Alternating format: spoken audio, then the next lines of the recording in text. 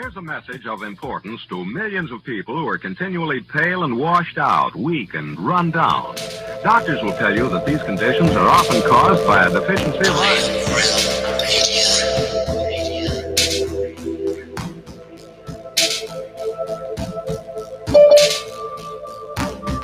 The iron you need to keep you physically fit and mentally alert.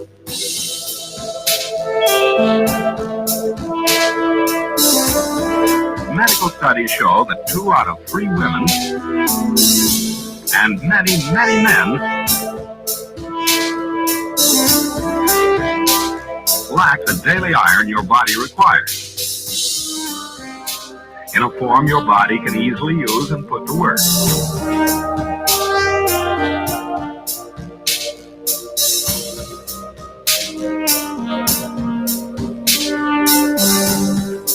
Every dose gives you more than your daily minimum iron requirement. We are the way. We are the way.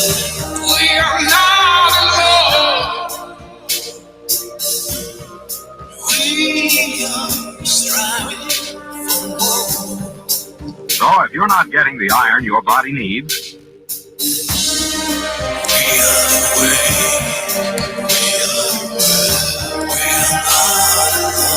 if you feel weak, run down, and are easily upset,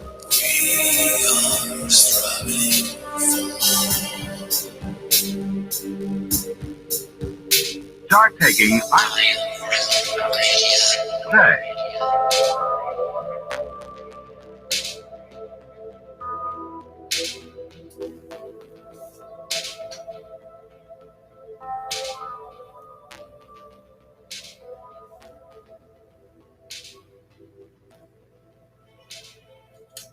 It's Friday, my dudes. Thank God it's Friday.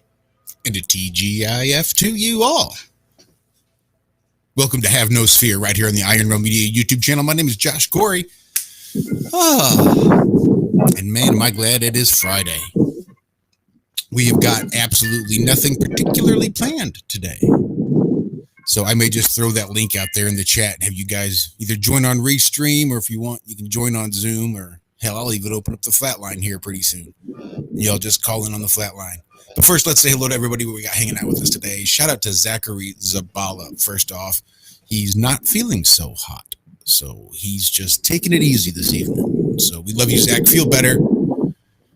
And let's just say hello to the rest of the crew from the Ironworx over on Truth Frequency Radio, starting with Mr. Walter Johnson, also known as Flat Earth Head, here on YouTube. Walter, happy Friday, sir. How is your week? Fiat Friday, sir. It has arrived, and we have enjoyed it already a bit this morning, and now here we are enjoying it yet again. You fine people, we're so glad to be back home on our home base here, and glad to see so many familiar people there in chat. I'm trying to catch up, say hey to y'all. I'm sure I've missed some people already. No lack of love. It's all there. So, but glad y'all are here. It's, as you say, nothing exactly planned, but sort of. We have some people, one already here and another one possibly showing up here in just a few. So we always manage to pull something out of our hat. Indeed. Glad you're wearing one there.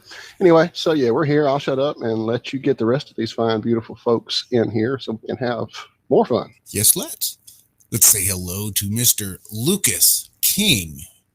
You might know him as LC King on YouTube. Lucas, happy Saturday, sir. Good morning.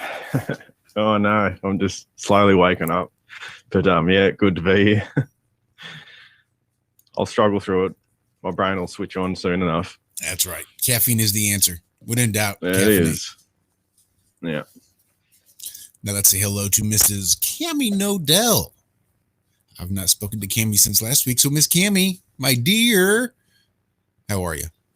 Oh, I'm doing great. Keeping really busy. We have had a great week. We have locked into a venue for Flattoberfest in Spartanburg, Carolina. So dates and a location, and it's going to be quite a party. Park it on your calendars because we don't have the website up yet, but it will be October 23rd and 24th. It is a 2-day event. And the way we are looking at it right now is we're looking at day 1 will be speakers set up and listed, and day 2 will be musical and arts festival type. After day 1, the event center that we are having it at in the ballroom and that also has an attached bar and things like 8 bowling lanes, skee ball, pool tables, just a fun activity bar that you can go to. It has it has a restaurant and another lounge bar, and it's right in the heart of the fun part of Spartanburg. And again, it's a cute little out, where all the little bars are and all the little get-togethers. Now, it was fun that when we went and booked the event, they had the streets closed off for downtown, and they had restaurants open and seating, and there were probably like 40 or 50 people outside. And I said, Karen, look around and tell me what you see. And she was like, there's people and they're smiling. And it's like, yes, they're smiling. We didn't find one mask. Nobody was wearing a mask in this whole area. There were people pushing baby carriages. There were literally over 40 or 50 people over this 3 or 4 stretch of thing actively eating sundaes and doing things. And we had to we didn't go into it, but we had to look into a Masonic Temple bookstore to see a lady with a mask on and a sign on there. We were like saying, a Masonic Temple converted into a bookstore. What's that about? But she had the big sign out, and that was the one place we weren't welcome. But that was like over 2 blocks away from where the event is. The event is also within a block and a half of 2 nice hotels that are, by the way, cheaper in Spartanburg than they are in Greenville, and nicer. So we have some nice hotel selections. It's going to be a show and a festival unlike any we've done. It's really up in the scale for Flattoberfest or Solar Return in a way with this type of venue. And yet it's still putting a whole bunch of fun in. With the international conferences, there's still a huge element that we're going to have entertainment, festivities, and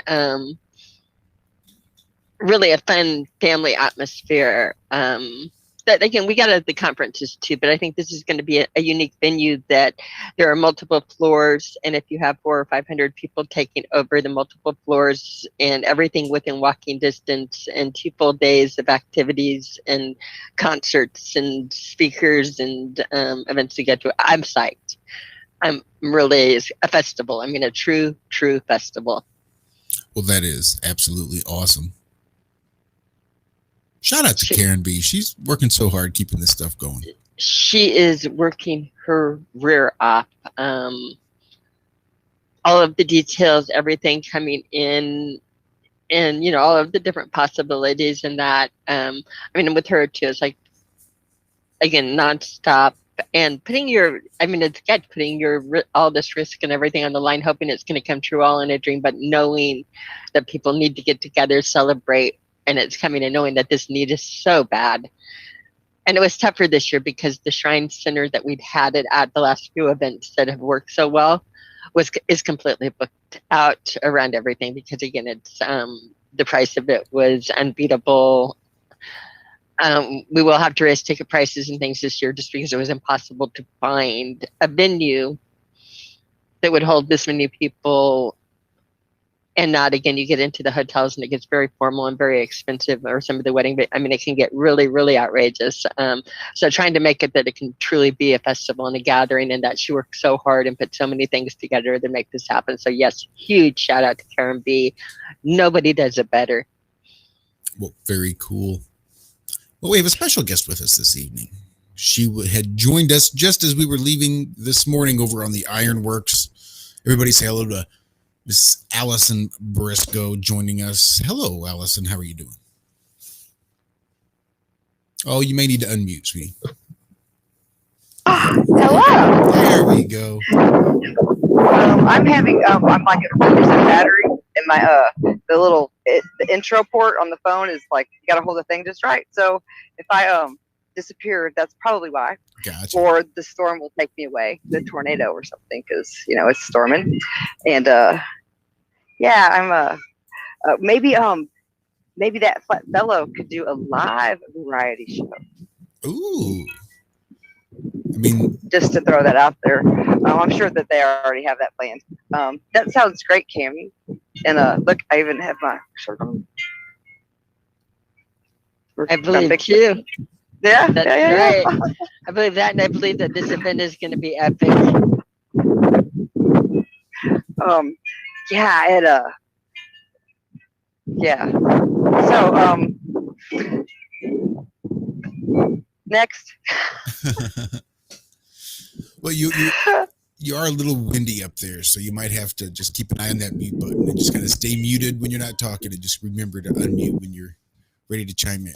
But we are so glad to have you here, Allison. Thank you for coming to hang out with us this evening. And with that being said, I reckon I can go ahead and open up the flatline, I suppose. You know what? I think what I'll do first, I'll just drop the link for Restream.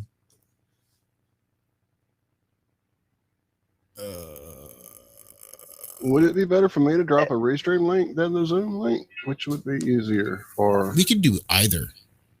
Okay. Let's just do Zoom. We'll keep it simple. And this morning I suggested I wasn't suggesting it for me to call. It was for anybody to call. Well, so, but thank you though. It was quite the coincidence then that you did. I don't call that a synchronicity. There ain't no coincidences there, my brother. St. Charles County.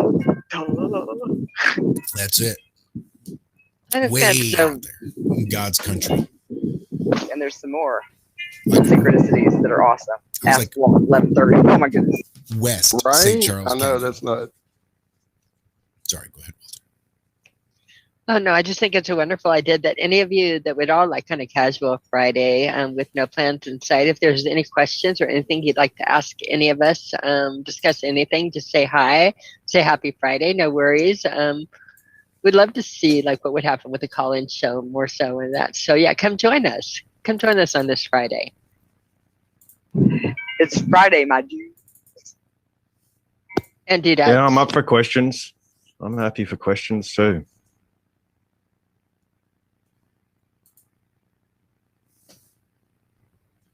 Sorry, I'm trying to figure out how I'm seeing I'm dropping links and doing other things away from the microphone. My apologies as well.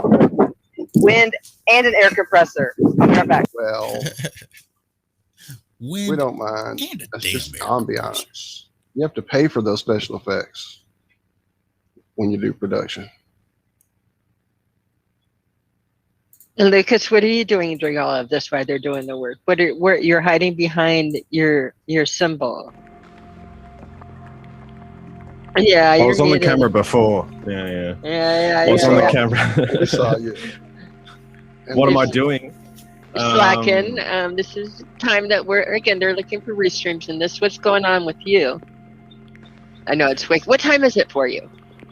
It's about it's 8:41 a.m. So I should be more awake than I am. Let's face it. But what have I been doing? I've been sort of reading up on the subject of Brown's gas, which is to do with a product or a gas that's created from electrolysis. And It's not like brown noise. No, not at all. Okay. No. South Park reference. I'm sorry. Go back to brown gas. Yeah, well, Off of South Brown's Park. gas is another name for it is HHO. So there's a guy that I listen to called George Wiseman, and he was explaining how he worked with it. And so I've got some of his material and reading through how to make an electrolyzer and the process of some of the things that he was coming up with. And he was using it for not only as a gas to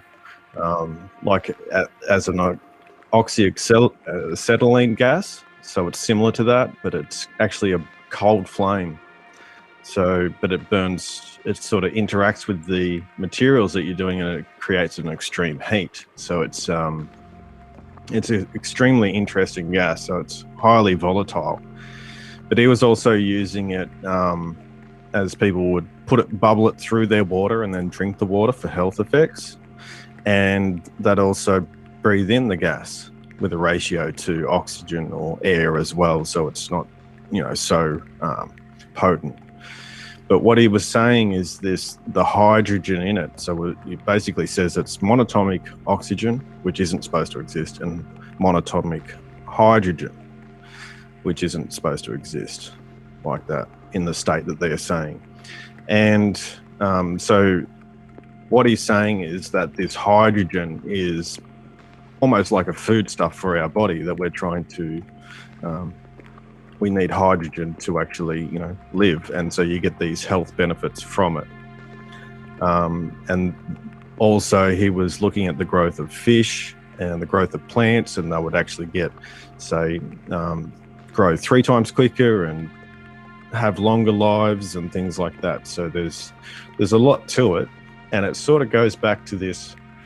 There is connections to this idea of water actually holding memory, or creating elements from water, which is a very interesting topic just on its own. Because I know there is sort of 2 thoughts out there, or at least a few different thoughts on what water is, and some of it's to do with water is a single element on its own, or there's water as H2O, or there's water as a medium from which structures can form from, and it's possible that all our elements come from this water. So that's the primordial waters. Yes, it's written in time as far as calling the primordial. That would include all of the elements for the alchemy. So that again is something very well documented through history. The idea that water really is something of a mystery, and very, very magical in its different compartments. You're right, as a medium, a briny solution for so much in the chemistry, and that and on its own, the way that our nature works is a perfect purifier. We get it in all of the states and in different crystallization forms. You can't get left out. We were even talking yesterday about where, if you've looked on the maps, where water meets water and the elements it picks up and how beautiful it is. So if you look at where the Pacific Ocean meets the Atlantic, or where any river meets, you'll see definite colors, and it's beautiful. In fact, for a while I had all of that as my backdrop going on my computer, just seeing different places like that where water meets water, where water meets where the waters meet. This morning when you were talking about that, Lucas, I was going to ask you, and then we got off on something else. Did you ever see, and I'm probably completely mispronouncing the name, I had to go look the guy up, Sadhguru. He talks about water memory and the properties of water. No, I haven't heard of him. It's pretty amazing. Yeah, I'm gonna. It's kind of tied into some of the Dr. Emoto type thinking that you can imprint on water, but even taking it even further, that it actually could be used as storage for memory, and it's great stuff. I'll find it. The better ones that I've watched. Yeah, and Cami's exactly right. This has been sort of detailed in all the older alchemical and even the symbology, and it usually comes down to what's called the alma mater, which is usually figured as a feminine, usually the statues like that, but this is the all material, and there is associations with salt water as the sort of life giver. So it's pretty much everywhere. So it's just a very interesting subject, and there's sort of, I guess there's lots of different places where this can go, where how frequency interacts with water, and then the electrolysis sort of things. But I'm just trying to work out. Yeah, exactly. As with a saline solution, again, each time that you use it as a medium for, again, your different rivers and your different chemicals in them, that naturally the iron from one area, salty from another, and that each has different convective and very specific characteristics to it, and colorations and frequencies. It's a study that's, again, unto itself is so beautiful. The possibilities with water. And again, when you put it as a compound, compounding your salt waters and again your primordial waters. The idea of it. And that's right. And when you have those salt brines and different types, well, that's when you get the growth of those crystals, and that's how I've sort of said that, our Earth actually forms is through that growth of crystals, and then, but yeah, definitely, it's interesting too. It actually, this Brown's gas doesn't form when it's DC instead of a AC. So I was thinking that it was, having correlations. I was wondering if it was being formed by the sun and the moon, but it seems it sort of, gives me a bit more evidence that we're actually operating in a DC system rather than an AC system, which is what the battery shows anyway, but it's just more evidence that this, those gases aren't really being created, that the moon is more on the oxygen side and the sun hydrogen side. And I'm still having my grill blocks of with your AC and your DC and your electrical charges, and that I have this brought up block where they teach us to be scared of electricity, and almost looking, it's like, the block is there and trying to, it's almost an avoidance of looking at that part of how the system works. It's an interesting thing. I see parts of it, but I'll block myself off. I understand alternating versus direct current, but it's funny how that block really they've ingrained it again in kids growing up. Don't touch electricity, don't look, it has to be, it's something to always be in fear of when looking at it. And so you're almost taught that, like, you're scared to do the readings on it, and again, better, you can intellectually overcome it. And I'm still working on a lot of my studies in this area, overcoming a weird, I know, built-in program bias as far as looking at it. I understand that they bias it, they don't want us to look here, and they've made it uncomfortable, and so that you have to overcome that. I did want to tell you that with I'll agree with you there, because I was actually talking about that last night or on the previous show, that they don't really want us to start playing around with electrolysis and those type of things, because it actually leads to transmutation of elements. It leads to all these different sort of ideas that you alchemy. Yeah, basically, and it's the same. It was the same process in the Geet, was the transmutation of elements, and then the same process with this Brown's gas and electrolyzing is, you're seeing odd things turn up that you may not see otherwise when you're playing with this electricity. And it doesn't have to be, super high voltages either. You can use 12 volt, 6 volt. But there's just some interesting sort of places this leads. Nice. That's a call-in.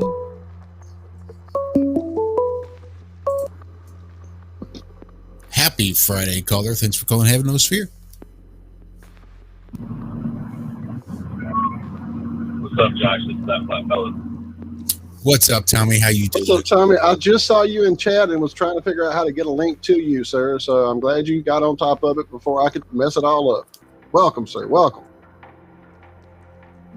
Yeah, y'all are having a real good show. Don't let me interrupt what you guys are talking about. Right on. I was going to jump in on you while you were talking, Lucas, on like this saline and the briny solutions and that, and just remind when I was holding up, I know that with electrical universe and that, people have looked at discharge to explain craters, but one of the other things that I don't know a lot of people if they're aware of, but are not, but that pattern of a crater is a dissolution pattern that you have in minerals. A lot of different minerals, when exposed to a saline or a briny solution, they will naturally dissolve in like these perfect craters that leave the little pits in the middle, exactly like you look at when looking at pictures of the moon. Interesting. I did not know that. And so why electrical might be a very, plausible explanation for it, I think an obvious, situation as far as the fluids in the heaven or whatever is that, again, this briny if you were going to look for like this rocket that's a geode, which is celestite, and you're looking and wanting to know what rock to break open, one of the things you would look for is a cratering pattern and those little perfectly circular craters on it. Because if it is exposed to a saline briny solution, it will dissolve and pattern that way. So if it's found in that type of environment, it's very, very common. It's a similar process. It's just one's in your rocks and then one's in metal. So exactly. I think we're looking at it's just a translation of the same sort of process in a sense. So yep. So Tommy, welcome. How are you doing? I'm doing great, Tammy. How you doing? You're in the wind? In a tunnel? No, that wasn't me. No, that wasn't me. You do sound a little tinnish, maybe. Sounds like you're not, like you're kind of far away from the mic, maybe. Dude's on the move. Oh, I am on the move. I am driving. I just got done pouring some concrete. I figured I'd call you guys in. Yeah, driving through a tunnel. I'm not in a tunnel. I'm in a tunnel. And that was just a guess, Tommy, a pure guess. I just know Zach says you never stop, friend. And from what I see you all the time doing with your videos, it seems as if that is true, you never stop. Lots of love, friend. Thanks, Walt. I appreciate that, brother. Oh, and they keep rolling in. The program to be afraid of the electricity. I mean, you got the little protectors on the outlets before they even come home from, before they're even on the ground. You got to have those. I will say this, though. When you watch your cousin pee on an electric fence growing up, it does put a little extra fear into you. Oh, that's bad. That sounds so much worse electric than fences. I still have nightmares about this. Is completely off topic where we're connecting to audio, but I don't know if anybody remembers many years ago when Globusters launched their first night balloon. We did our balloon launch and we lost the balloon. I do indeed.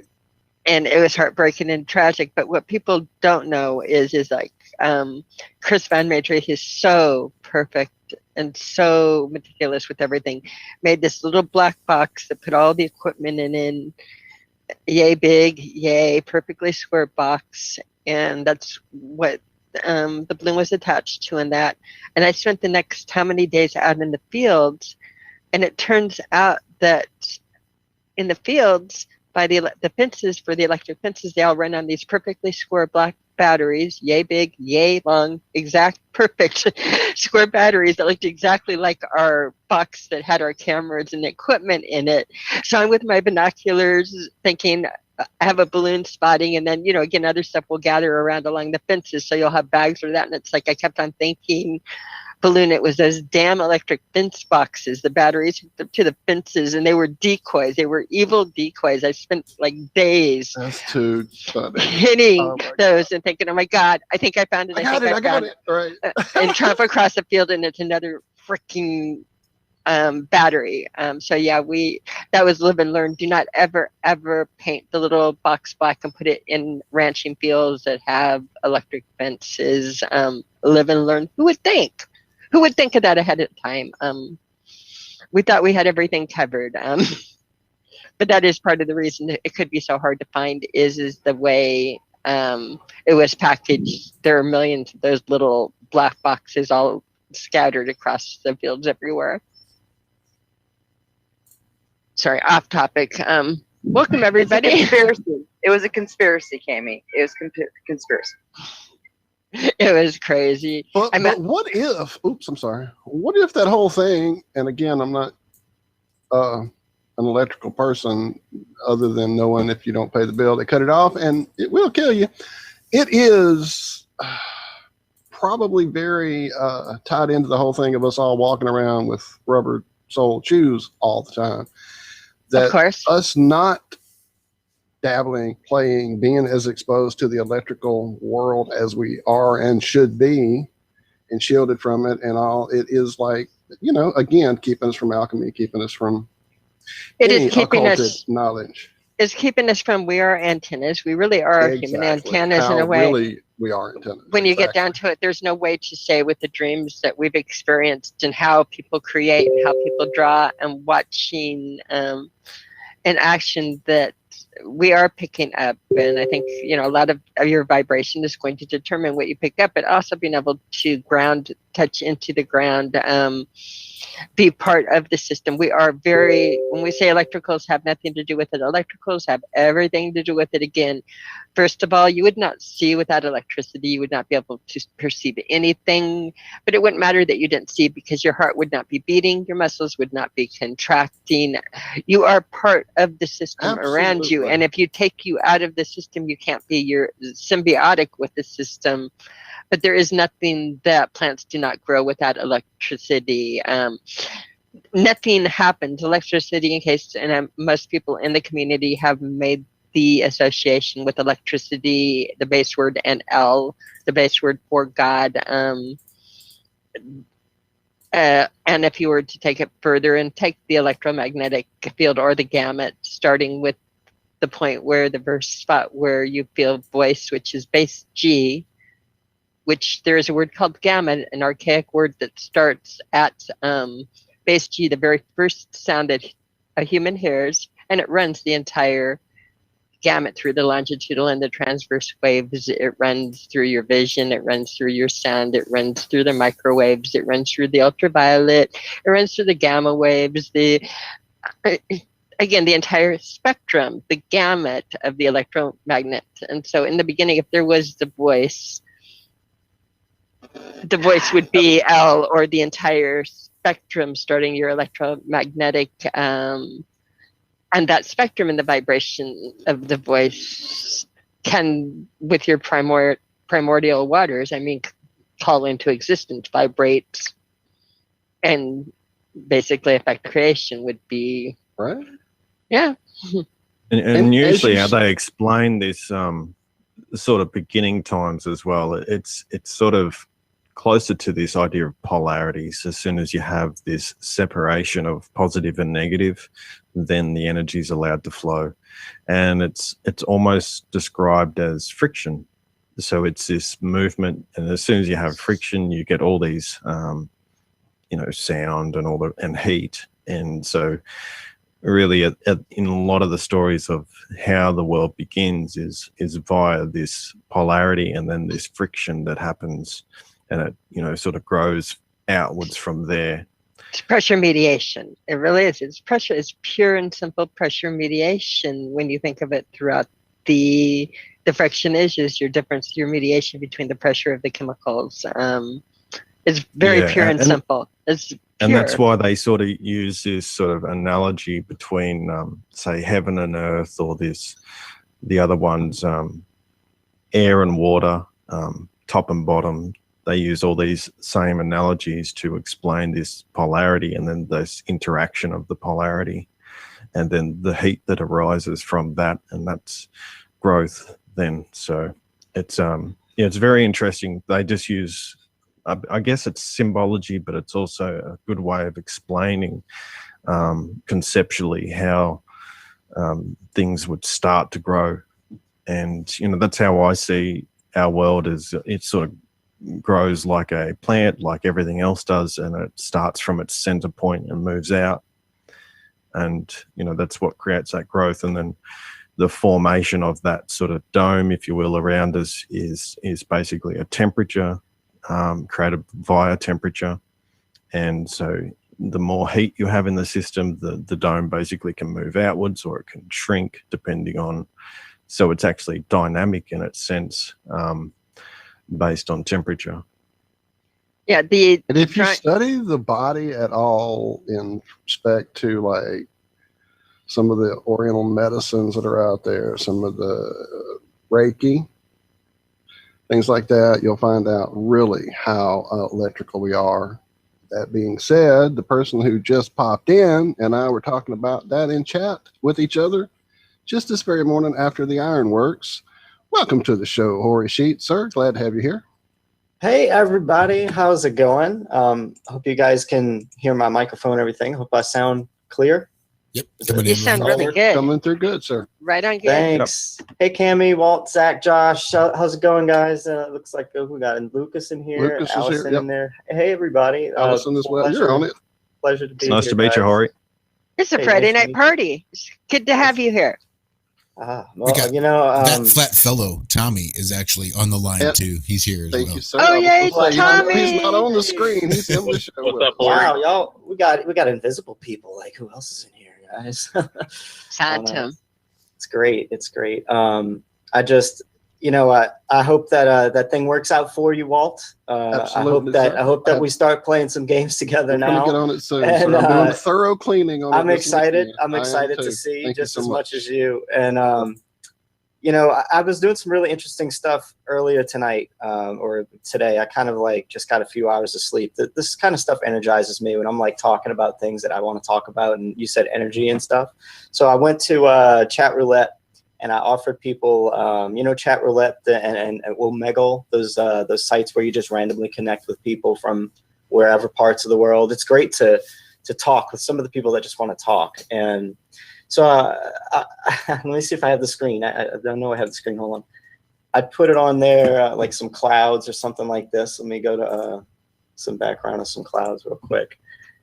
And I would meet with these people, and this was the background at first. Sharing secrets.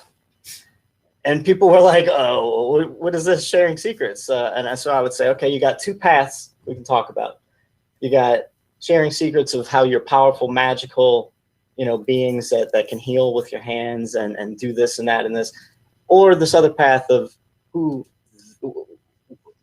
hiding this information, who's controlling your brain ways of thinking and manipulating us and poisoning us, and who they are, you know, talking about government entities, etc. So they had like conspiracy conversation or energy healing conversation path to choosing.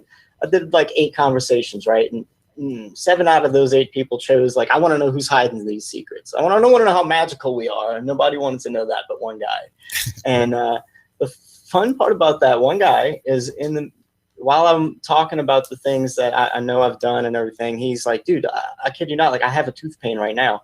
And he said, can you pull it out? And I was like, I'll try. So I actually did a tooth pain healing right there live on the thing, on the stream earlier tonight. So it's really interesting what we can really do when it comes to this energy stuff. A lot of people I talked to last night weren't, you know, big fans of believing any of that stuff, but they heard me out because these other people from other parts of the world are really more intellectual than you think, and they know a lot of stuff, especially probably people, more than we do in some countries that aren't as inundated with technology and media and things. Yeah, and they're a lot more open-minded when it comes to Earth and space, because I talked to a group of like 6 people in the Philippines, and none of them had heard of Star Wars except for one, or something like that. That's how it went down. And you know, it was like, you know, yeah. So they're not as propagandized as we are, but all kinds of stuff. So, well, how did the tooth thing work out? Did it seem to help? Oh yeah, I pulled it right out. I'm sorry, I pulled it right out in like 30 seconds, and the pain, not the tooth, right? Not the tooth. Yeah, not the tooth. If you were doing that, that'd be Star Wars. It'd be Jedi. That would be some next level telekinetic stuff. Well, that's something new for me, kind of. I mean, when I told you I had looked into Reiki, it was like, dude, 1998, 9. I was doing a little like local cable access thing we called Reality Check. We would talk about anything, kind of like what we do here. We just didn't know. We were not spinning yet. And we had a guest who was actually a friend of ours off the show, and he did Reiki personally. But his whole thing was there. You did it. He came to you with a table. You went to him. He had a shop with the whole crystals, and he would do readings, tarot, the whole 9 yards. Gay Wisman was his name. He was a very energetic guy. And he had a demonstration on the show where he did things for me that blew my mind. So I immediately said, you have to show me this. So he started showing me things over the years, but it was always you literally interacting your energy field with their energy field. You didn't touch them. You were using energy to energy. So this idea of doing it long distance blew my mind when my buddy Damascus, is that right? Damascus Eternal Eye. Thank you. I was trying to see the first name. I never get it right. I always go completely off the topic. He started studying Reiki with some people there in Arizona and offered to do some long distance things for me. And I'm like, how does that work? I mean, don't you have to touch? And I'm like, well, I guess we are electrical. We can send these things through the TV. Why can't we send them through the air? So he did, and it worked, and it blew my mind. So yeah, this idea is amazing, and it ties into the electrical world we're living in apparently as well. So It's shocking, isn't it? And I've told this story before where it's sort of commonplace in what I was studying with kinesiology, and what you could do was set up a person to be a surrogate for another person that was at a distance. So you could work on, basically set them up, the person you're working with, to interact with that person as a distance. And so whatever you did to that person would affect that person at a distance, and you could, create a balance for them. Can you refresh my memory real quick on what kinesiology is? So I'm just on board with the rest of what you're saying. So there's a few different types, and I guess people can get a bit confused because there's like muscular kinesiology, which is to do with sort of how muscles function. And this one that I was studying was more to do with energetics in the body and how to balance them out. And so what kinesiology really refers to is sort of like the muscle testing process. And that's where you can put a limb in a certain orientation, and that will basically put a singular muscle in that, say, arm or whatever it is, under pressure. And so when you find a stress in the body, that muscle tends to weaken. And so you can feel the pressure change. But when there's a point that is actually healthy and strong, while the muscle doesn't change, it stays strong. So you can actually work over the body and find weaknesses and stress points within the body and what they relate to, say, emotionally or physically.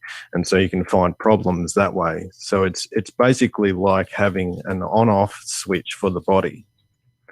And so that yes-no sort of process allows you to do a process of elimination. And it's very powerful to find these stresses and links between the mind and the emotions and events that may happen, and you can do numerous different things with it. It's a sort of a subtle way of dealing with, and it's very gentle in the way it actually approaches its healing, that it's not forcing anything, it's allowing the person to come to terms with these stresses that may be, and work through them in the process that they need, at the speed they need to work through them. So it's a very powerful modality via that way. That's actually something I don't know anything about, so that's really cool. We seem to have a lot of different ways to heal. Some people use crystals and bring that stuff into it. Some people just they'll use a lot of essential oils and things and herbs and things like that to heal and rub into tissues. And there's so many different ways we can seem to be able to heal. I just have a thing about touching people, so I chose this hands-off approach. Well, the thing with the kinesiology is it's a mode for finding stresses. So it can actually incorporate essential oils. It can incorporate sound. It can incorporate light. It can incorporate the Chinese meridian system. It allows all these modalities to come in depending on what the client needs. So the kinesiology itself is just a mode of finding stresses, and then the client, in a sense, finds the best healing mechanism that's available through that testing. It's a very interesting way of dealing with it. So it incorporates all modalities, in a sense. I am very familiar with it, and I think it's like a lot of different things that when people are ill or not feeling well, that if you focus attention onto them and concentrate on trying to make them better, that it's really going to help them. Like, I want to help your shoulder right now, Walt. I really do. And it's a healing process. And so some people, this is going to be one of those that somebody has to believe and have faith in it for it to work. And if they don't have the faith in it to work, it's something that's going to be hocus pocus. But what they'll show you with placebos or with anything, real medicine and real healing comes within a lot of it and your belief in the mythology.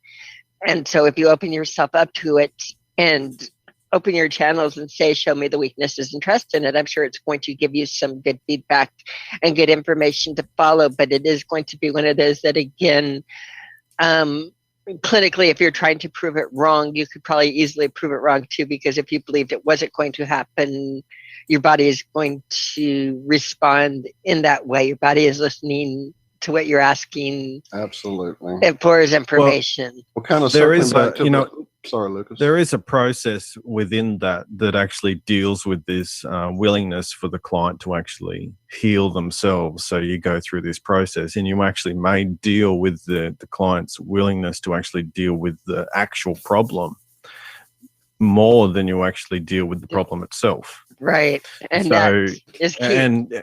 And then when you're tying the emotional stuff into it, while you're, allowing emotions to flow freely, allowing energy to flow through freely, and then it's, that's really where these a lot of these inabilities for people to change actually lies in these emotional ties or past experiences or viewpoints that they or beliefs that they hold about themselves or others or the world in general. When we were talking about the water earlier, it kind of brought to mind that idea of the imprinting and all that, which is part of sort of the idea when you start doing holistic. It completely went out of my mind. Where you take the ingredient of some plant and you dilute it a gazillion times, so there's no possibility there's any trace. Thank you, sir. There's no possibility there's any trace left in this solution of the original whatever flower, herb, etc. And yet, people who think it works or want to believe it works get lots of healing out of it. I've used these different drops, different things under my tongue, different tablets that melt, you name it, for different effects, and they've all worked because I knew they would. Other people, this didn't do shit for me. So your mind is more than half the battle. That's probably 98% of the battle. I'm trying to get my dog's mind right now. He's itchy, and I'm trying to find what will make him think he's not itchy. We've tried Benadryl. He's got an appointment tomorrow at the doctor, but he's itchy, and it's like some of it really feels like compulsive. He's got a compulsive need to lick right now, and it's like my brother had. I want to get in their mind that did the same thing. She would just chew regardless. Her skin was fine. She had no issues except the one she created by the chewing, which seemed to be, like you say, even almost a nervous tick. Almost a nervous tick or a compulsion or a thing, and it's like, honey, don't be. But he will right now. If I take the cone off, he will chew down the skin on an itch where there's not a flea and there's not. I mean, we've cleaned him. We've tried everything. Zach has done the dog whisperer, but that's what I want to do is with the medicine, just find out how to get into dogs' mind. I mean, with people, if you can get them to believe they're going to be healed, they really will be. How do you get into a dog's mind? That's what I want to know. Have you Cesar Millan this? You YouTube Cesar Millan's videos? Because he's got a lot of stuff on several different, dog things right there on YouTube. I don't know who he is. He is. I'm going to put you in cool. Oh, you have to check out Cesar Millan for dog stuff. Totally.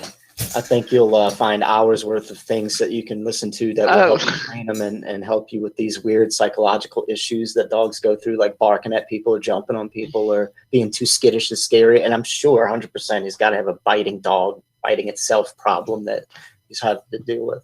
Oh, it just seems itchy. Like, again, it's like a flea is biting him, and I can't find any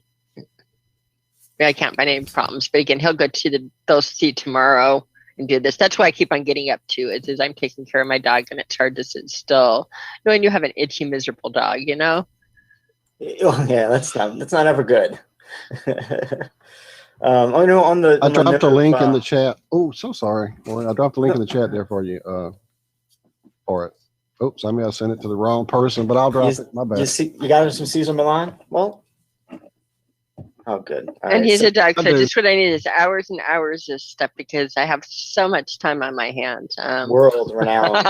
He had his own TV show and everything. I'm surprised you haven't seen the guy on TV. So yeah, he's good. He's Yeah, I good. missed him too. I'm excited to watch it. Yeah, I don't watch much TV, and I watch very weird. I watched, for instance, just on how brain works. I just watched a special of these twins that are autistic and they remember everything.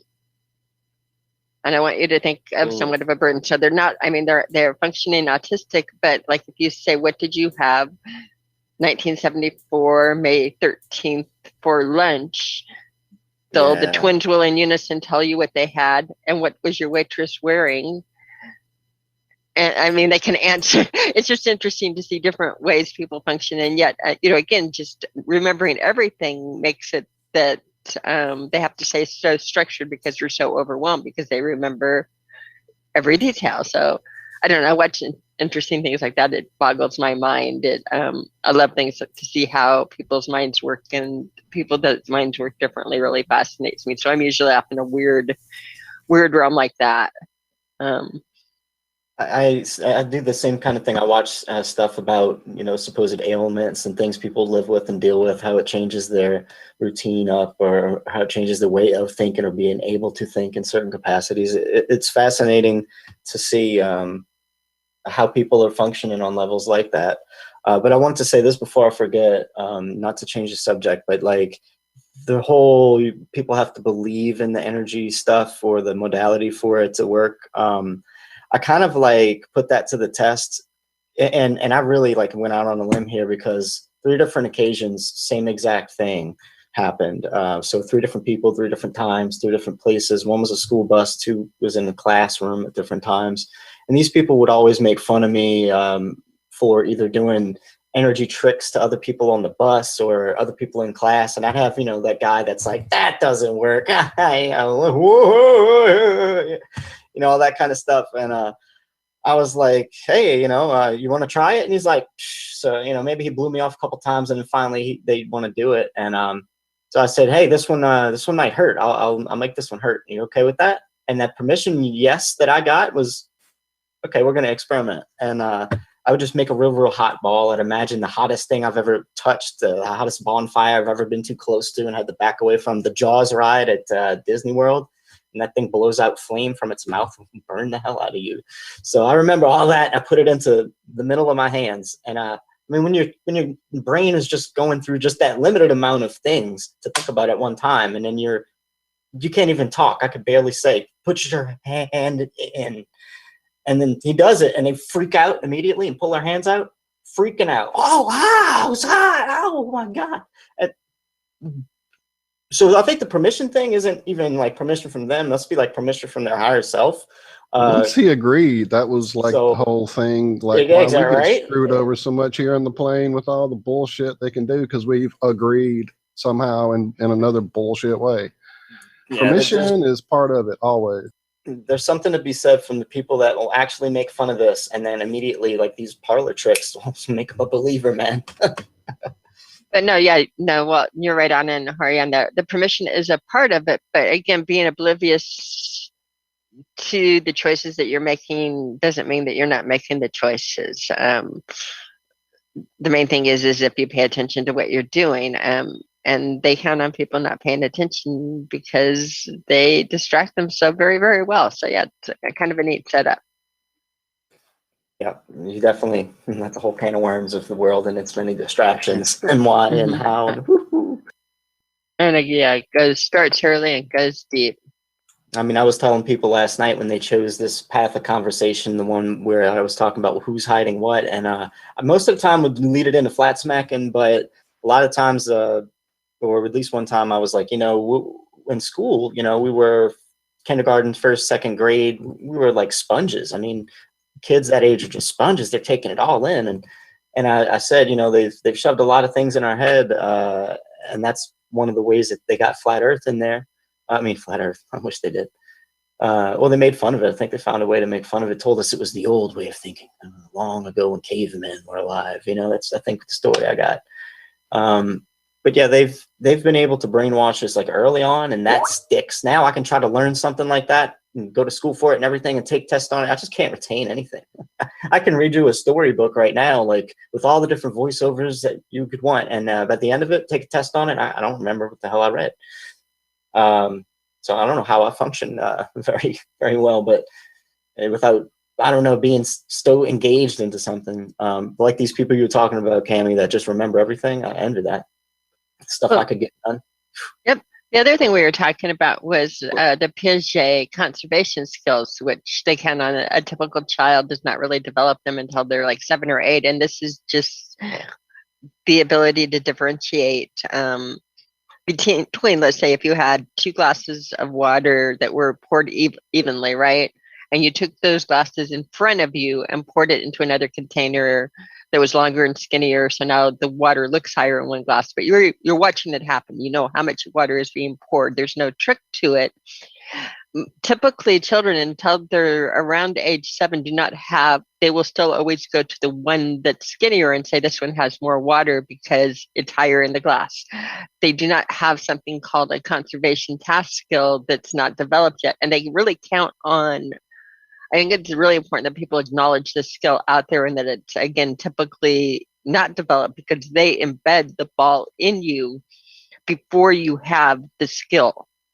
Before the skill is here, before you can reason in your head, with the majority of the population would not have the ability, even if they're doing it right in front of your face, to distinguish. So again, it's sold to you before the typical child has the ability to.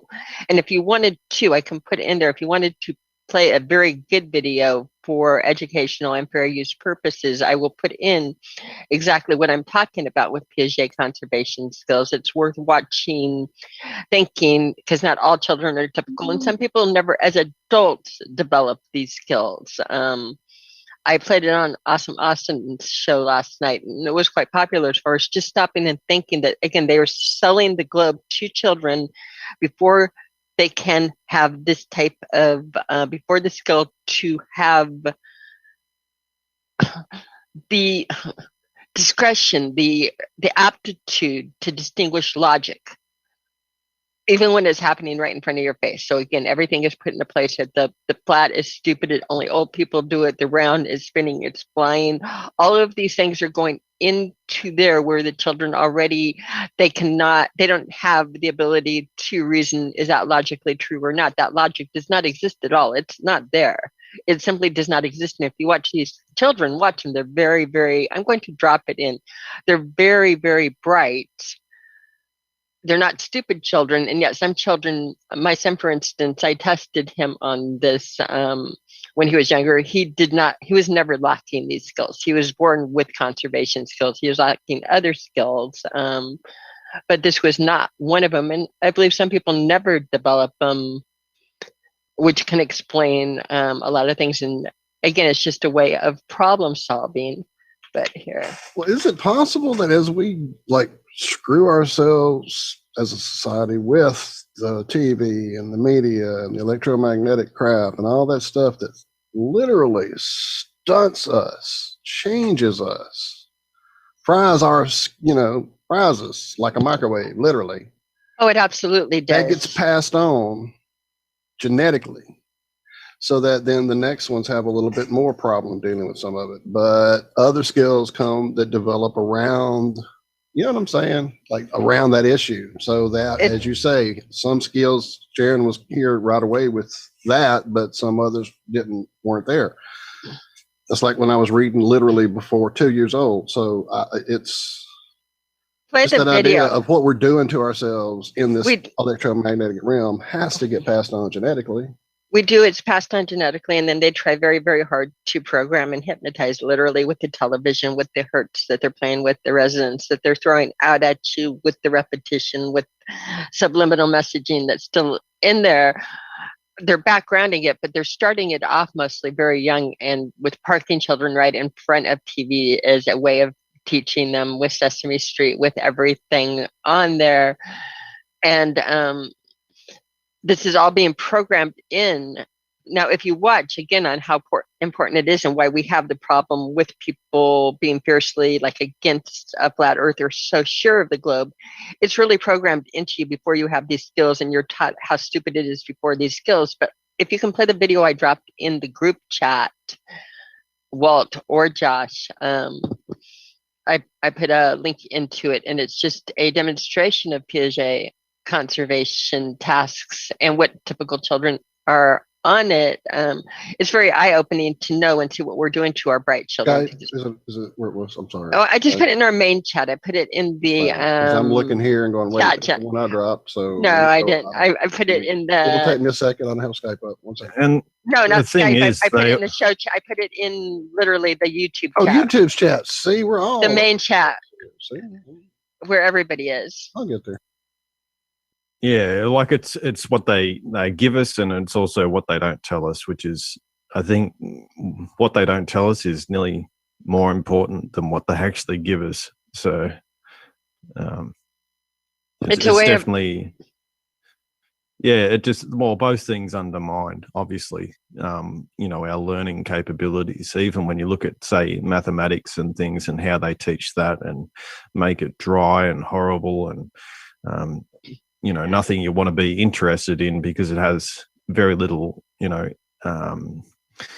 doesn't seem to correlate to other things. And we know exactly, when you put number into form, like as in geometry, then you have parallels to nature straight away. I'm going to tell you, yeah. Same with the Vedic mathematics. They give us all these ways of showing the mathematics in a hard way, whereas if you look at the Vedic mathematics, it's very easy to do high calculations fast.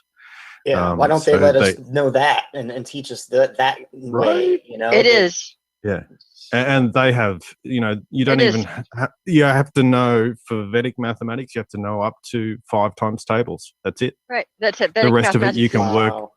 The rest of it you can work out, and Are you can any of the multiply. math tricks You can work it out with that an abacus, people the binaries, learn on the their things. own. Oh, I'm sorry, Kim. I'm talking all over because I can't see anybody. I'm sorry. I'm on my. No, and I was doing it the same too. And they did. It used to be, and I am old enough in the chat to remember that, like when you had a math problem and you found a different way to get to the solution with shorter steps in it, my teachers were excited and gave me clever points and said, and then all of a sudden I got to all of a sudden they changed it, and they changed it probably around like 1978 would be about my guess on where they really, really changed it. That instead of being able to get to the right answer didn't matter at all. It was doing it the way they wanted you to do it. And if you did it their way, they didn't really care if your answer was right or wrong. It was the methodology. That's right. You had to show your workings and how you did it and things like that, rather than coming up with the right answer. And all of a sudden being clever and figuring out a better way of doing it, not only did it not only get you points, but it got you a red X, and they would not explain why it wasn't better. They just told you didn't do it right because the whole lesson was how to do it right, which was their way. Now, this is something that changed about 1978 that wasn't there. But I'm going to, I see you had the video. And the other thing Gosh, that they do you have me is set to show everybody my screen, not just a little tiny screen. I just thought about it. You have just waiting for you had the video up for the big. Looks good. I do have it up, but I don't know how he's presenting me. Sometimes I'm a tiny thing, and sometimes it's the whole thing. If y'all are ready, I can throw it up. Yep. I think we can go. This is a good beginning. Right, it's only about 3.5 minutes. Go ahead. 3.5 minutes. And the following video is being played simply for educational commentary and fair. Very fair use. Thank you. Yeah, very fair use. And this is again a very bright child.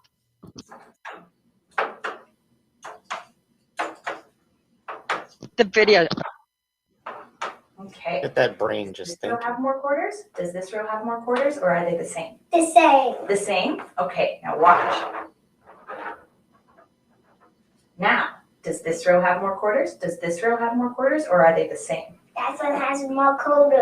That one has more quarters? Yeah. Why does that one have more quarters? Because it's stretched out. Because it's stretched out? Yes. Okay, so how many are in this row? 1, 2, 3, 4, 5. Okay, how many are in this row? 1, 2, 3, 4, 5. So, are there more in this row, or are they the same? The same. The same? Yeah. Okay. Okay, so we have 2 sticks. Is this stick longer? Is this stick longer, or are they the same? The same. The same?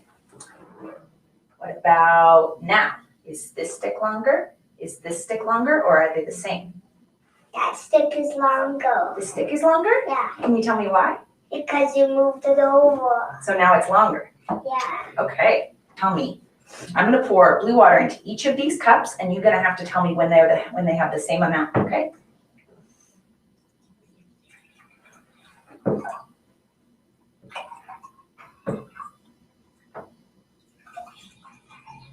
Okay, tell me when this one is the same.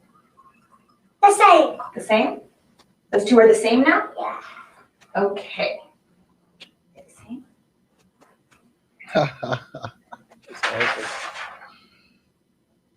The way that's the same. Good. Okay, now watch this. We're gonna take the blue water from this glass. I'm gonna pour it into this glass. Now, does this glass have more water? Does this glass have more water, or Hey, are they the do same? that to us. The bar, man. The bar. Can you tell me why? Because that one's higher than that one. That one's higher than Bastards. this one. Great.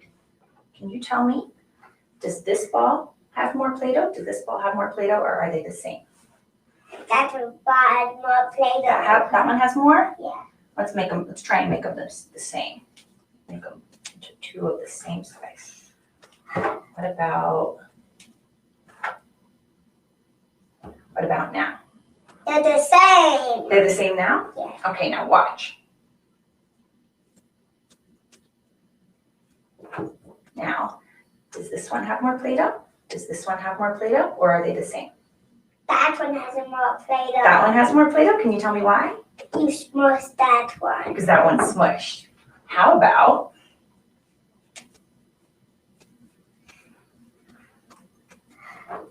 now? Does this one have more Play-Doh? Does this one have more Play-Doh, or are they the same? The same. Now they're the same. Why are they the same? You roll that one back up. Okay, great.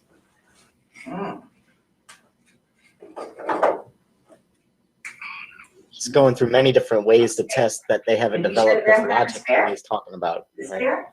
Yes. This is my favorite. Yes. Can you tell me why it's fair? You have more than I do. I have 1. You have 2 and I have 1. Is that fair? No. No. How about now? Now that's fair. Now that's fair. Why is that fair? You have 2 and I have 2. And that's how they get us. As you said. Okay. This is a typical child. This is not, you can tell he's bright. And No, this, he's you smart. forget, Hey. most people think that children are little adults. Oh, and sorry. Hang on. yeah, sometimes they are little adults. And we really do have little adults out there. I mean, it can't happen, but a typical child does not develop these tasks or skills until a couple of years later, and they do come in where pretty soon, if you do the same tests with a child a couple of years later, it's going to be an entirely different video. They're going to have it all right, but keep in mind that they're embedding everything about the ball, where you live, how stupid it is for flat Earth. They're embedding all of this into a population they know does not have these reasoning skills. And so the reason you're hit so hard as a child, and it's embedded in your dreams and in the mobiles over their heads and in every cartoon, and that is this is intentional. I mean, is thought out. And so I don't know. I mean, I know a lot about childhood development, so I can throw some different skills and where children, develop them as a sideline, just from being a mom and having a very bright child, by the way. But again, it's fascinating to see. You can see how knowing like the information that they know, how they play it into it. So just to take.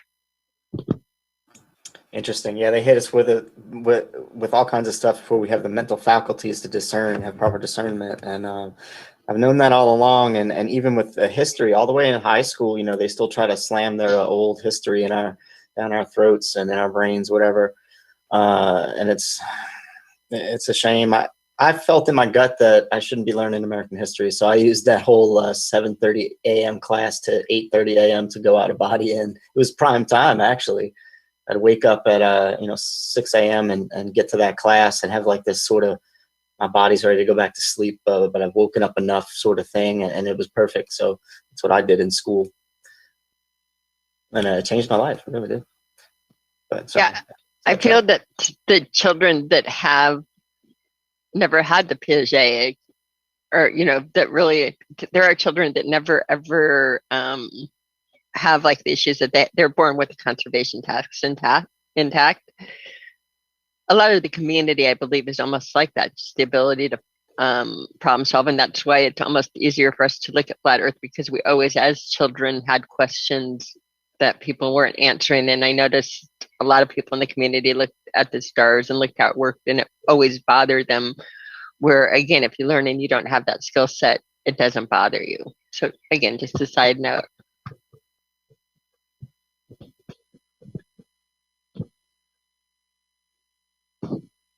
And it's one of those things that unfortunately can be not necessarily bred out of you, but just programmed out of you. My brother and sister, so we all came into a family that was very tuned to other, and knowing that things are not what we were told, and pretty much like you with the history thing, just rebelling against most bullshit we were being fed left and right, either on TV or school or church or wherever. So then fast forward to last year when all the crazy shit began, and I walk into thinking I'm just going to go try to, help mom out, and learn. I'll walk into an insane asylum with people outside washing things off on the table. And I'm like, what is going on with you people? I grew up with y'all. Why have y'all like completely changed like this and become just the followers of it all? And it just broke my brain that had occurred over the time that I was apart from them. So yeah, it's sad that the programming can be that effective in people that arrived here with a totally different set of skills. But you can see how it can happen, and have a little bit of compassion and patience. Oh, absolutely. Absolutely. That's why I got through it. Because, yes, I knew what was done to them, and it just made me sad most of the time while I was there, just that this is what has happened in this society of ours. Anyway, putting it best way, I succeeded in all high school and college was having a personal tutor for particular subjects. That's brilliant, and it's a good way to succeed, because again, some of this stuff doesn't come through in the way that they want you to present it right now. They're again doing a lot more programming and embedding than they used to. Occasionally you'll have like a great teacher, a good mentor, because again, the teachers and the mentors are not meant to be bad people. They're trying to do what they're told. We all have to remember not to do what we're told, but to stop and think first. Doing what you're told is really making a bad choice. It is your choice to do what you're told or not. And again, a lot of people just follow, and again, things happen to them and they don't realize how many choices are being made by them all of the time, because they're not paying attention. They're just not paying attention. But if you stop and pay attention, you'll find out that there are choices everywhere to be made. And a lot of those times that choice is just say no and stop and see, don't follow. If it's your job, can I do this and sleep at night? And should I do this and sleep at night? What kind of orders am I just following? What am I putting in my body? What am I doing? And why have I disconnected my brain? And why have they taught me to disconnect my brain? What is the purpose? Why would my brain not be connected? Why should I need to trust the group of scientists and not stop and think things through? Why should I give cult religious status to a group of people that think that, or don't think, because again, at the top they don't, but have bought into the story that they're on a flying water ball, flinging around and flying through space at unbelievable. And they're trying to tell us that we're crazy. Again, open your eyes, pay attention, stop and think. And remember, following orders is a choice. Not doesn't make you a good person. It just makes you a robot. It's interesting what you said, Hori, about how you went to school and then you sort of zone out and do your own thing. I mean, you're using your brain in a completely different way. And I was thinking about that as well. And I was basically like, I couldn't be bothered with school, and all I wanted to do was play music or, play drums or whatever it was. So I'd be sitting there just constantly, learning a drum beat on my knees while the teacher's talking about some random bullshit. So all, doing the same thing where you're using your imagination in different ways and not really being attentive to what the teachers are saying in that sort of sense. And when I actually thought about it, I'm like, oh, well, this actually makes sense to,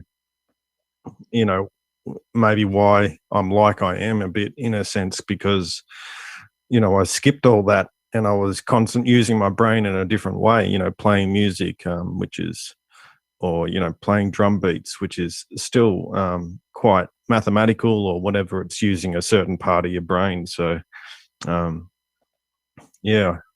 maybe that's, these type of things is how we, end up where we are by, using our brains in different ways. Skipping the programming and turning on a different set of muscles that most people aren't sitting there using. Exactly. Yep. Well, you're still using your brain, but you're just not. It's like I said, but you're using a different way and a different part of it, and flexing muscles in there that they're not flexing. You're not getting driven in, like the information isn't getting driven in, and you're not like just the receiver. You're actually all I used to do was tune in creator. Just enough to get enough by osmosis so that I would pass every test. No homework, just pass the test and get through it all, because that's all I needed was their answers. I had already learned how to learn on my own early on from Mom. Like I said, she taught us all kinds of skills. So learning how to learn was what I went to school for, not to go learn their bullshit. Right? That's what it is. With school, but they're training you to be the receiver, and so once you get out, and then they give you the TV and everything else, you're still acting as a receiver of information rather than the creator of information. And, that's how we actually learn, by, playing with our own thoughts and ideas and, seeing where they fit and being creative. You've got to have both sort of the intellectual side and the creative side working together to, be stable and balanced in the way you want to deal with information. So they create this imbalance, by limiting the creative side. I promise you, I just dropped a video into our show chat again, so whoever picked up and played the last one. But with what you're saying, Lucas, and with everything else we're talking about, I could talk, but this video, for those who have not seen it, will say it gives me chills. It's another recent one that I've watched, and I've just dropped it in. So if it's possible to play it, let me know. But it will, with what you're saying, Lucas, I'm going to show you and what happens when children are not forced to do patterns and are allowed to listen to their thoughts. This one really, over the last few days, this was one of the most touching pieces I've seen. Are we able to? School tells you Keep what talking to think, emotional not skills. how, I'm working on it.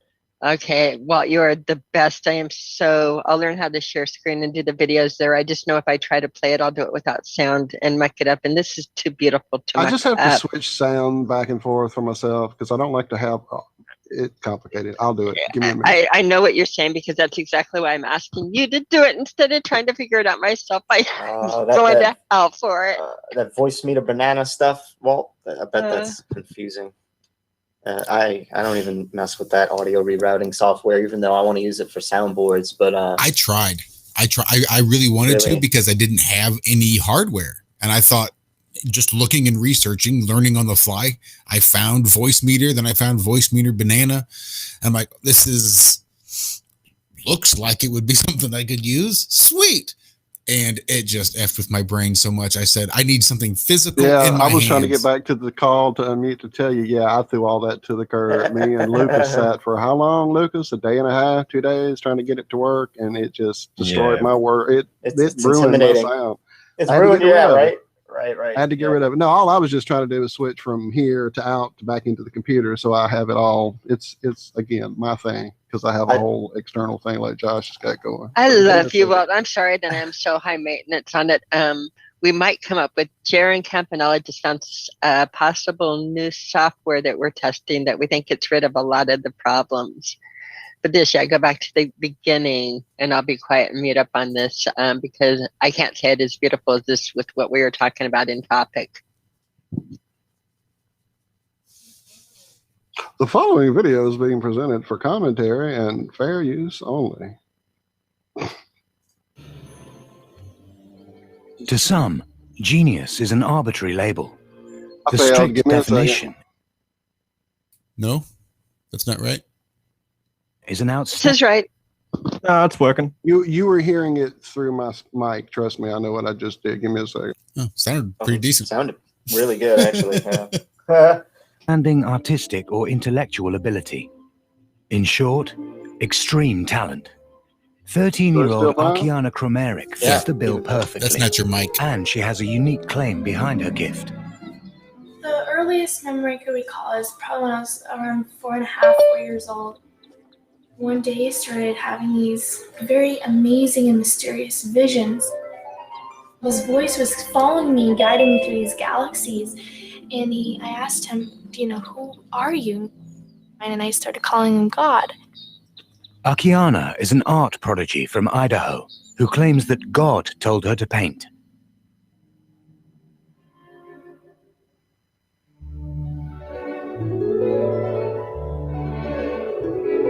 And for 9 years, she hasn't stopped.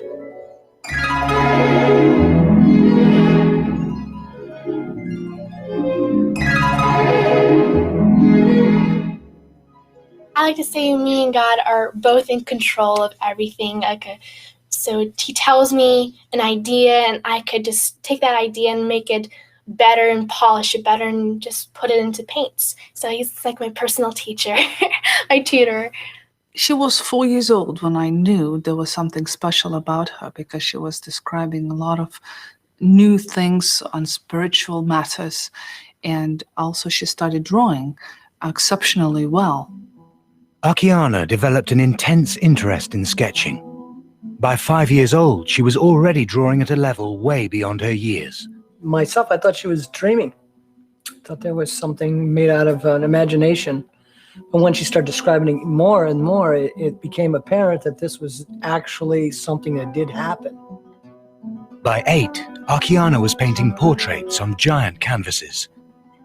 It kind of took me aback because we never read the Bible, or we didn't have any kind of spiritual connection. With no artists in her family, she was completely self-taught. This is actually one of my absolutely favorite and most memorable paintings. This is called The Prince of Peace. I painted this when I was 8 years old with oils. Many artists all around the world, they always ask me, so how did you do this and how did you do that? I was like, I don't know, I just did it. It's very complicated for a child to explain what they did. The only way they can explain is through, painting or through their creativity. Described by art critics as a phenomenal talent, she has now produced more than 100 paintings, ranging from realist portraits to fantastic landscapes and the natural world. They can each take anywhere from 15 to 300 hours to complete. Arkiana's genius could be explained by sheer hard work. Homeschooled, she gets up at 4 a.m. 6 days a week and paints for up to 5 hours a day. Just really quickly around and see the lips.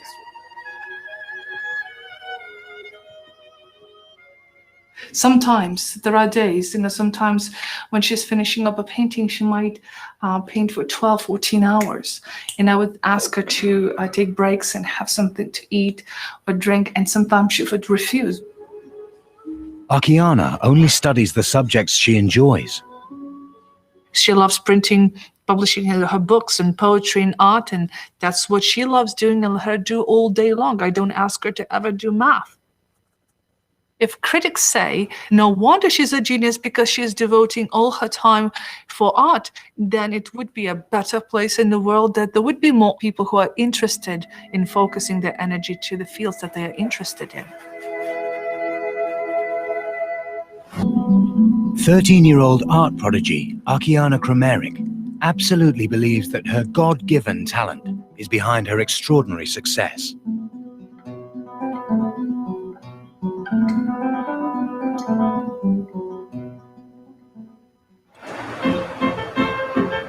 Today, at a local gallery selling prints of her work, she has come for a meet and greet with some of her fans. Have you ever had any visions of heaven? Yes, actually, for a couple years, since I was 4 to 7 years old, I had constantly visions of heaven, and I use those visions and I paint them. When I'm thinking that, you're at your age and you're already, so established in this industry, I look up to you. Oh, thank you. That's a very inspiration to me. Thank you.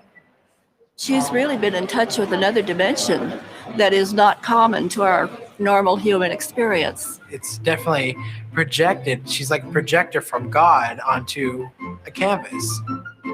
An artist since the age of 4, this is no mere hobby for Arkiana. Her prints alone sell for thousands of dollars. At home, she is the sole breadwinner, with her parents and brothers carrying out specific roles in her business. Being the main moneymaker in the house is a great responsibility, but actually when I paint, I just don't feel like I'm making money, I'm making the business, but it just feels like I'm having fun with the painting. But Arkiana's genius has made her family rich. Since it's slow now and the economy's kind of a little flattened out, I probably do, or we do, I should say we, 50 prints a month. Now, a print is $1,800 US dollars to $3,100. On top of the $100,000 plus a month they make from prints, every so often they sell an original. Well, the most originals are between $100,000 and $300,000. Our highest one sold is $175,000. And that was a challenge. That was the one with the horse in the middle of the pine trees with in the snow, and it sold to a rancher down in Texas. We try not to sell the originals. She has control because all of this you see here is all hers. So when she's 18, this is hers. I walk out of the picture and I do something else. And the fruits of Arkiana's labor? A new $1 million family home. She'll be painting in this area here. We'll have her probably easel here. I don't know if an easel on this wall or easel on that wall. But we also gave her a little kitchenette where she'd be able to have her daily coffee or tea, wash her brushes. But is this a normal childhood for a 13-year-old girl? If a normal childhood is to sit in front of television and just be on cellular phone for 3-4 hours a day, I don't know if that's normal childhood. I consider a normal childhood being able to serve other people, to help other children, to enjoy what you're doing, to be together with a family. Yeah, I agree on that. I have nothing to add to that one. She's not missing out. Feels weird. No, stop. Am I going to do commercials? Stopping over that. The stream cut out by the sounds of it. It's over. That. Gotta get that ad blocker, baby. Yeah, well, I don't normally play a whole video like that. Sorry, I shouldn't have. We probably just got knocked off the air forever and ever. I got you for policy violations with that, which is crazy because this is definitely fair use and this is definitely fair use educational talking about genius. So what happened? What I miss? On YouTube, the stream is done. It says stream unavailable, stream suspended for policy violations. Let's see if it'll come back or not. That's crazy. Well, the same thing with God with the computer. That